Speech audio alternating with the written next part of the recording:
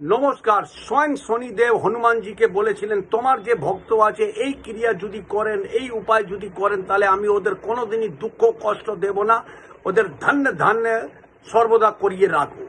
উপায়টা কি আছে? যে উনি বলেছিলেন যে আমি অশ্বত্থ গাছে বাস করি। যারা শনিবারের দিন অশ্বত্থ গাছের পাতা নিয়ে 5খানা হোক, 8খানা হোক, 11টা হোক বা 21টা পাতা নিয়ে তারা মালা বানিয়ে যদি শনিবারের দিন তোমাকে যদি পড়ায়, তাহলে আমি ওদের দুঃখ কষ্ট দারিদ্রতা সব ঠিক করে দেব, তাদের ধান্যে ধান্যে করে দেব।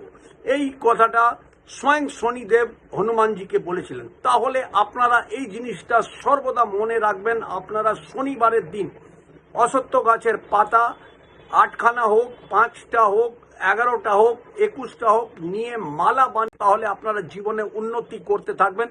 সর্বদা করতে থাকুন বা এক আধবারও করলে চলবে।